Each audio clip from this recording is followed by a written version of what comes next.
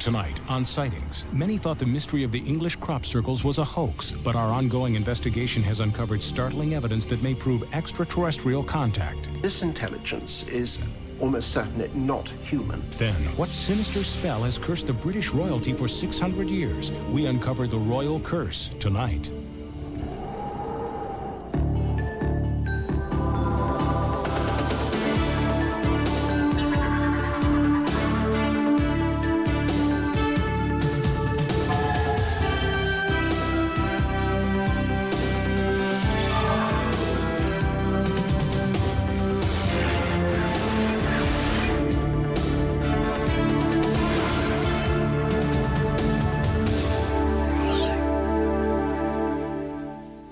Welcome to Sightings. I'm Tim White. Since the early 1980s, over 2,000 crop circle formations have been discovered in 30 countries, and new ones are being reported every month. Theories about where they come from range from weather anomalies to extraterrestrials to crazed hedgehogs doing a mating dance.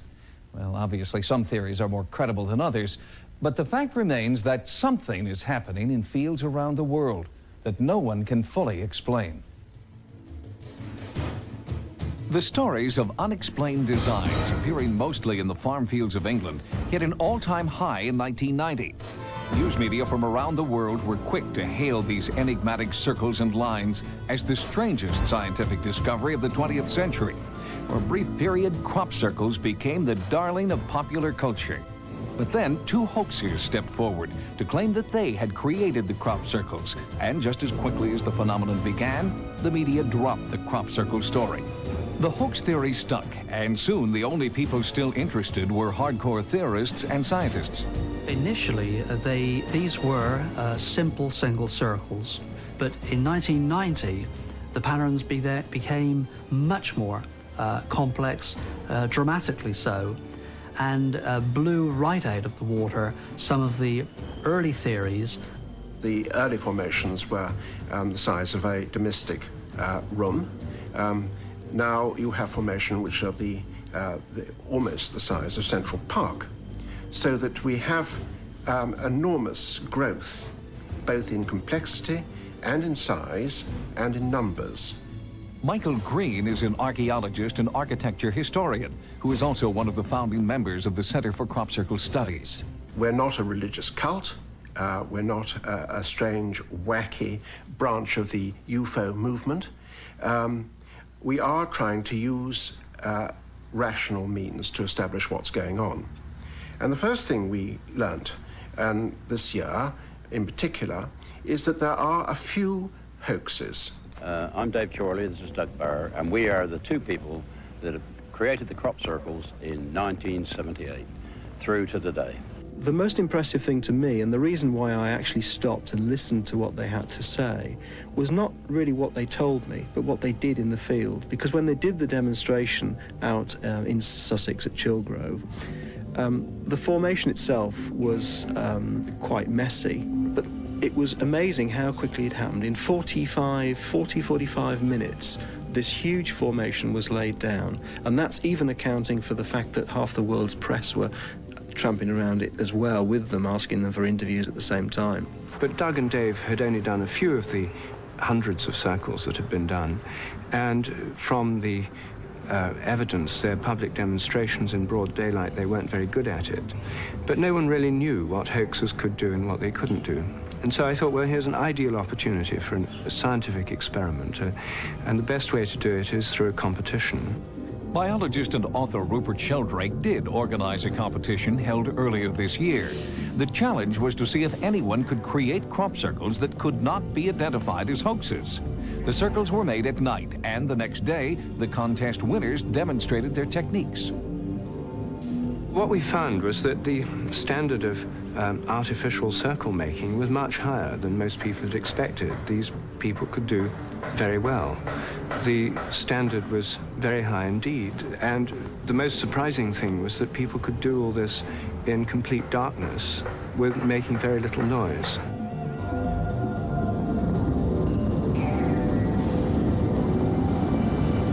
I flew the site the next day, and the aerial pictures that we took show some of the centres of these formations displaying exactly the characteristics that the genuine circles have displayed, and exactly the characteristics that many of the experts have said couldn't be done by people. Things like making rings without having a hole in the centre where somebody stands. Things like producing a radial effect where the crop splays out from a central point. And the team that won and the team that came second and third produced really marvellous formations which the judges were very impressed by. So what they show is that many of the features of crop circles could be hoaxes, but they don't show that they are hoaxes. And I mean, the analogy that I find most helpful is the fact you can forge a $20 bill doesn't prove that all $20 bills are forgeries. The first and primary feature, which is evident in the genuine phenomenon and not in the hoaxes, is the spiraling fingerprint. Colin Andrews heads up the Circles Phenomenon Research Group in Brantford, Connecticut. He has co-authored 2 books on crop circles and is believed to have visited more actual crop circle sites than any other researcher. This particular screen shows clearly the difference between the fingerprint, this is the print at the top here, of the genuine phenomenon, the real phenomenon, and all of those hoaxes which we're hearing so much about these days. Andrews believes that the most important patterns to be studied are those where the flow of the crops changes direction within a single circle, a pattern no human has yet been able to duplicate in public. I think the single most convincing argument for a real phenomenon and against the hoax are the effects that the phenomenon are having upon the plants themselves.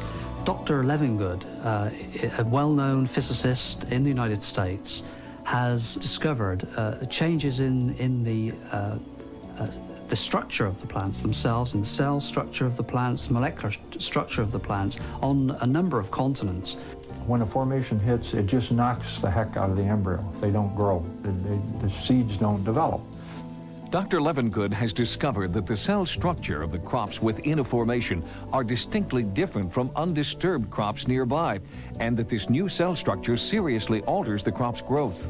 Let me get this straight. A plant that is in a formation undergoes an internal change so that seeds taken from that plant grow a different kind of plant or an altered plant? Altered in both the growth rate and the germination. In some cases, it increases quite significantly. Some people maintain that hoaxsters created not only some, but all of these formations. You buy that? Oh, God, no. No, this is utterly ridiculous. No. If they had that kind of energy, they wouldn't be wasting it out in the field making impressions in a crop. It'd be a new kind of energy distribution, let's say, that I have never heard of. Mathematician Gerald Hawkins is another scientist with an intriguing theory. Professor Hawkins made his mark in the 1950s when he came up with an explanation for Stonehenge, still accepted today. Now, Hawkins has devised a mathematical formula relating the crop circles to the notes of a musical scale. Help us understand that. You're not suggesting that because there's a relationship between the ratios of the crop circles and the ratios of musical tones that you can somehow play the crop circles. I'm not saying that the crop circles are musical. I'm saying that they follow the same mathematical law as the major diatonic scale. No natural physical process that we know will generate the diatonic scale, which is, of course, the white notes on the piano. Therefore, the only theory that we can put forward is that it's done by human beings. It's all a hoax. But they're clever hoaxes, and if it's not a hoax, then we have a major scientific problem on our hands. Professor Hawkins has studied the ratios of the sizes of crop circles and found the same ratios between notes in the diatonic scale. If the music doesn't seem listenable, then it seems to imply there's something beyond music being communicated here. Yes, it could be a copyright insignia of the primary hoaxers or the crop circle makers, and perhaps they may use this later for further information transmission. But I'm not going to predict what crop circle makers will do next. Dr. Hawkins, you're implying that if even one of the crop circles is not the work of a hoaxer, that science will have to rethink everything? I'm afraid so. You only need one in this case, and you have a mystery. What, of course, stands out clearly now is that we have the uncomfortable fact that this intelligence is almost certainly not human. And this is where people become extremely nervous. The media becomes very nervous. The press becomes extremely nervous. They don't like mysteries like this. One of the reasons that some thinkers have thought might be behind this is the position of the Earth in terms of the terrible damage that is being done by man. Could we be dealing with something which is trying to warn us? Either it's very skillful hoaxers with a tremendous sense of humor, or it's some non-human intelligence that's completely off the scale of anything that we've contemplated so far. But if they are communications of Gaia or nature or aliens or whatever, if they're communications of some kind from a non-human source, it's not quite clear what they're saying. Their main message so far seems to be, watch this space. Are we any closer today to unraveling the mystery of what or who created the crop circles? Joining me now is George Wingfield, Director of Field Research and founding member of the Centre for Crop Circle Studies in London, England.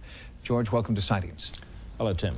The crop circles have changed over the years. The shapes have changed, the number have changed. Have you learned anything from those directions? There's no doubt at all that these are of some sort of intelligent origin, and this appears to be non-human.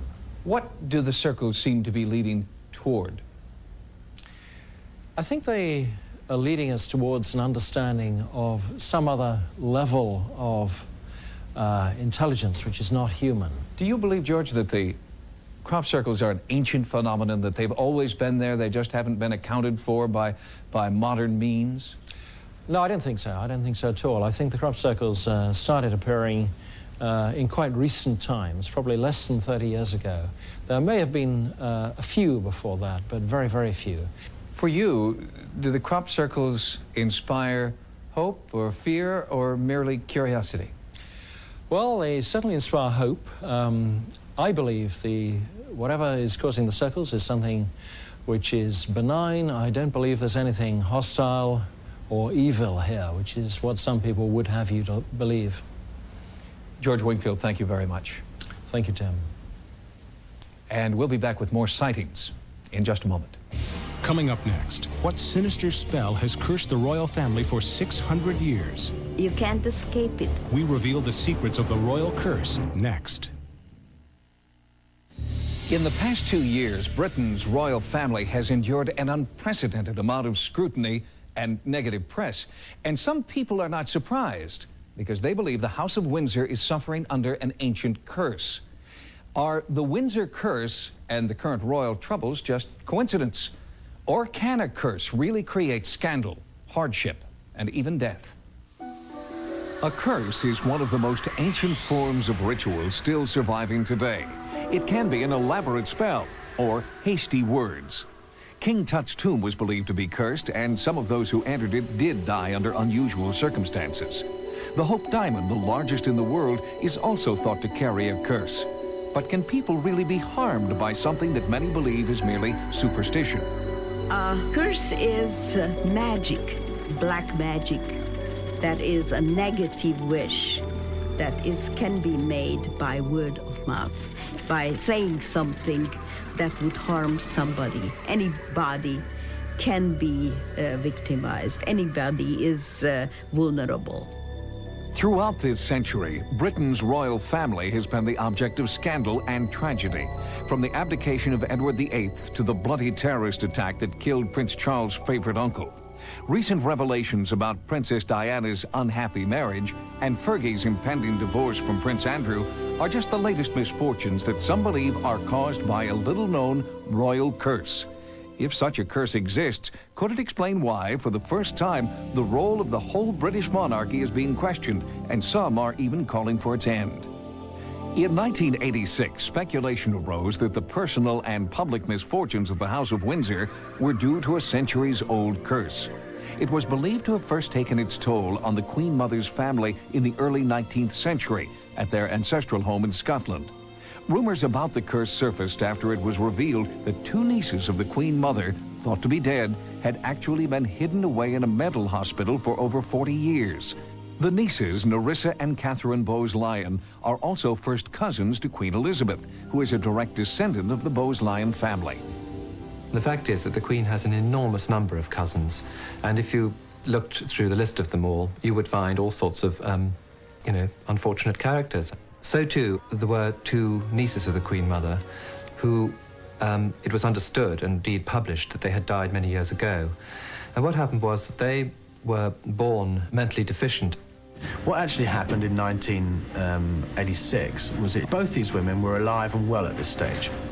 It is not known whether or not the Queen Mother knew about their existence. It was a scandal at the time because it left a tarnished image on the woman that was otherwise known as the nation's favourite granny. The origin of the royal curse is believed to date back to the 17th century and Glamis Castle in northeastern Scotland. Glamis is the ancestral home of the Bowes-Lyon family. Here in the 1600s, the Lord of Glamis Castle made an error in judgment that many believe the current royal family is still paying for. One of these stories is a result of the feud that existed between the Ogilvy and the Lindsay family. And the story says that a group of Ogilvys were fleeing from the Lindsays and came to Glamis and asked for shelter. And the story says that what he did was to give them shelter in a small room in the thickness of the wall, but then he closed them in, and eventually that room was walled up, and of course they died a terrible death. The Ogilvys were entombed in Glamis Castle for over 100 years. When their chamber was finally opened in the 1700s, a grisly discovery was made.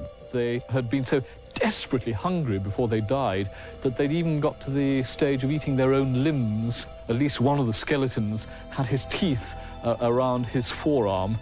Some believe that when the wall came down, a curse was let loose upon the residents of the castle, a curse conjured up by the murdered members of the Ogilvy clan.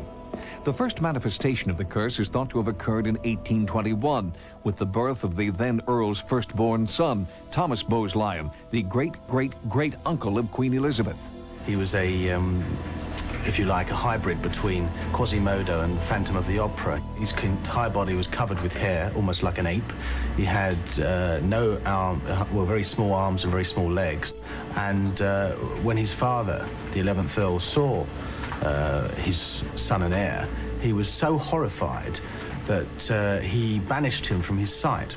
And the story even goes that he lived to be 100 years old, which would mean that he was still alive in 1921. There is a sort of infamous story about the Glamis monster, but frankly, I don't know anything about it. I mean, as far as we are concerned here at Glamis, it simply never happened. The curse of Glamis Castle has never been openly discussed by the royal family. Any discussion about the curse is vigorously denied by anyone employed by the family. Family take very strong exceptions to that particular story. And again, as far as they're concerned, it's a load of rubbish. It is interesting that it's the way to get a very, very frosty royal look is if you mention this monster and any story about it in the presence of the Queen Mother or any of her immediate family. They've never actually commented on the story on the record. But when the Queen Mother's biographer, James Wentworth Day, went to interview Countess Granville, the Queen Mother's sister, in 1967, shortly before her death, she simply turned around and said that she was never allowed to discuss this, and her father and grandfather had point-blankly banned them from discussing it. If a society is strongly believing that curse can affect you, then it must, by its very nature, affect. You can't escape it, you give in. Will the curse ever end for the royal family? Or are they destined to eternal tragedy because of the murderous act of one of the Queen Mother's misguided ancestors? Some historians suggest yet another possible reason for the royal curse. At Glamis Castle in 1537, Lady Glamis, the beautiful widow of the 6th Earl, was accused of being a witch. She was burned alive, and ever since her death, strange supernatural phenomena have plagued the castle. Coming up next, does the cousin of the Loch Ness Monster lurk in the depths of Lake Champlain?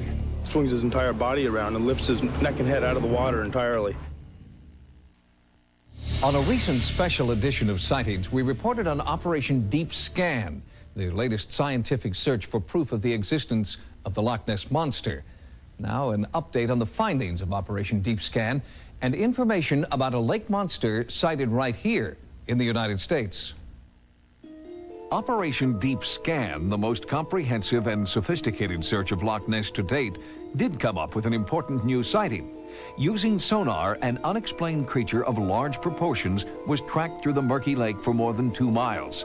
Sightings of a similar nature have also occurred in Lake Champlain, along the New York-Vermont border. Recently, increased attention has been focused on the lake after 3 separate eyewitnesses captured video of what they believe is Champ, the Loch Ness Monster's American cousin. It was a huge black mat. It was just monster. It was scary. It was that big. Up came the neck and the head, literally like my hand is doing. It turned and it looked at me, and it turned and it went right back down into the water. He swings his neck around and lifts his tail up, swings his entire body around and lifts his neck and head out of the water entirely. Does a loop and, a whole big arch like this in the water and dives back in. A sightings investigative team is currently monitoring Lake Champlain. We'll bring you a full updated report of our findings in the coming weeks. Input from viewers is an important part of our sightings investigations. If you've videotaped or photographed what you believe to be paranormal activity, our sightings investigative team wants to know about it. To report your sightings, call the Sightings Hotline at 1-900-740-SIGHT. That's 1-900-740-SITE. Each call 75 cents a minute. Average call lasts 2 minutes, and you must be 18 years or older. Again, the Sightings Hotline is 1-900-740-7483. On the next Sightings, from the newly accessible Russian Republic, startling eyewitness evidence of bizarre extraterrestrial contact. And then, a special update on the Iceman. What ancient secrets has he revealed? On the next Sightings. Join us next time for new investigations into the unexplained. For Sightings, I'm Tim White.